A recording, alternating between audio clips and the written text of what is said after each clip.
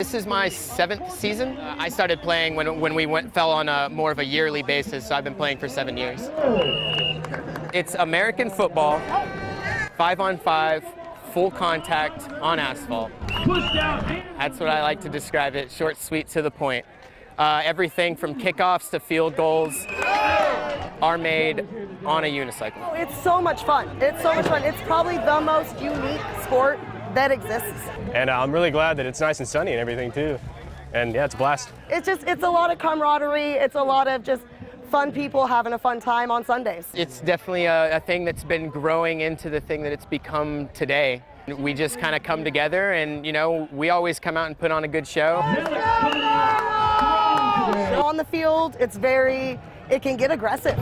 Diving for it, looks like he got the first of me. You know, people can get angry, people can get heated, but as soon as they get off the field and as soon as a timeout's called or as soon as the play is over, like they sack someone really hard and they're instantly helping them up and hugging them. You know, we'll all hug it out at the end of the game, regardless of win or loss. Oh, in and out of his hands! Turnover and downs, leaving Beardos in dangerous territory.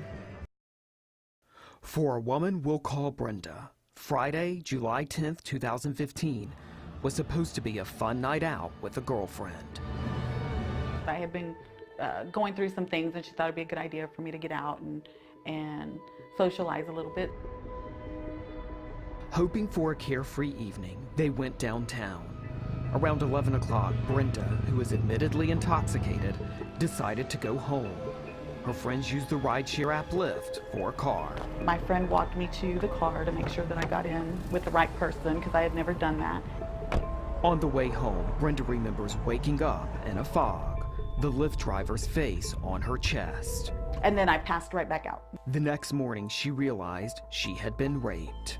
Brenda called Austin police, and over the next few months, she faced a growing sense she was just one victim waiting in a queue, vying for the time and attention of the detective on her case. A feeling that started right away when investigators tried to schedule a first interview. She rescheduled it the first time, and then she reached out to me to reschedule it again. And I just remember feeling at the time, I'm not sure that they understand the emotions that I'm feeling and what I'm going through, because I was just ready to tell the story and kind of get the process started. A pattern, she says, played out time and time again as she called for updates on her case. Every time that they contacted me, they were really nice, but I did feel like I was the one that had to kind of initiate that contact. Among some sexual assault survivors, it's a familiar story.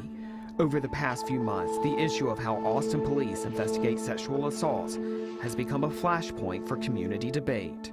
There's a pending lawsuit from a group of survivors. I am one of countless women who was traumatized and then abandoned by the very system that is supposed to protect us. And an ongoing audit into whether APD investigators properly classified closed cases. But a KVUE Defender's analysis reveals another issue, one that hasn't been part of the public discussion. APD has 13 sex crime detectives who last year investigated 1,877 cases.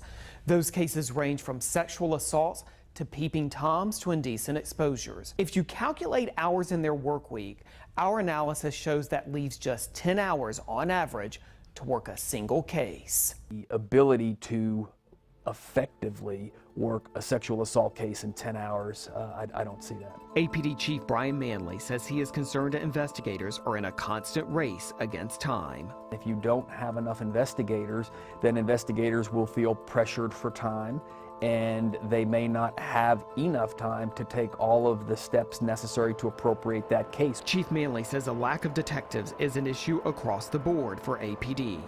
Over the past 3 years, the department has asked city council members for 55 new investigators.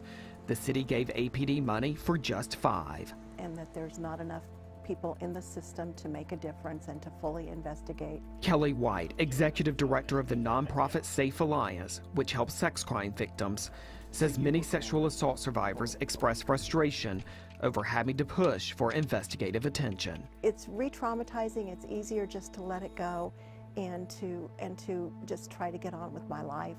And as I said, it's at some point it's just a giving up and anger. Brenda thought about doing just that. There were definitely times where I felt like I was just going to give up, and then whatever happens, happens. But she didn't. The man who sexually assaulted her pled guilty in February and was sentenced to 2 years in prison. Today, knowing he is in jail and that her case is over, she can finally pause for a moment. Satisfied, she pushed for justice and for her case to the end. I definitely was looking for them to hopefully guide me and keep me engaged and kind of make me feel like, you know, they were there for me. It's a long, kind of grueling process, and you have to definitely advocate for yourself.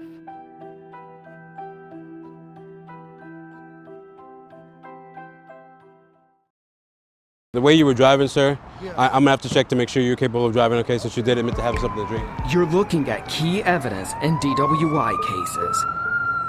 Dash camera video showing a drunk driving suspect performing a field sobriety test. And a look. Keep fire on the blue light. And listen. If I can get you to take your right foot, place it in front of your left foot, touching heel to toe, just like this. Just like in this video captured by KVUE News, to how intoxicated a driver may be. It's how prosecutors help determine whether to go forward with a case and helps juries decide whether the driver is guilty or innocent. But getting those videos from point A to point B is a frustratingly slow process, and there are a lot of reasons. And we continually are getting more and more behind. Through new technology, officials created a special server that allows police technicians to upload the video onto that server, then transfer it automatically to prosecutors.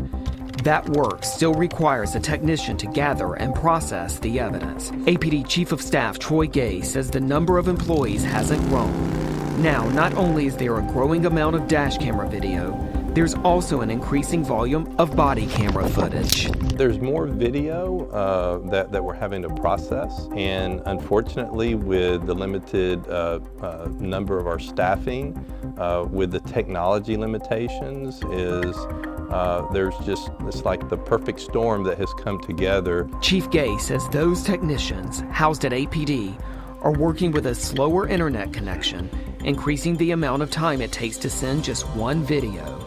Right now, about 2,000 videos dating back almost a year have yet to be transmitted to prosecutors. In 2017, that wait took just about 25 days.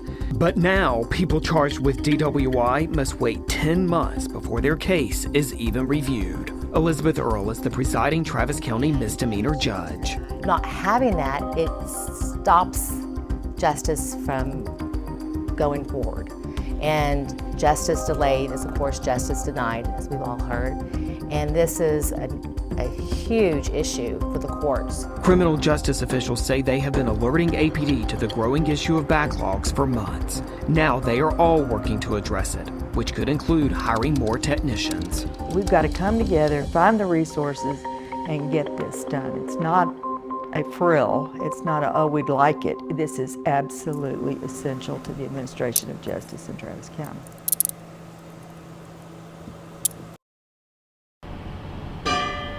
With every toll of the bell, another name, another face, another victim. The bell was something that every Sunday morning the kids would run to me, race to me to find out, to see who could get to me first, who could ring the bell to let Sunday school know that it's time for church to start. Many of the children that rang that bell are no longer with us.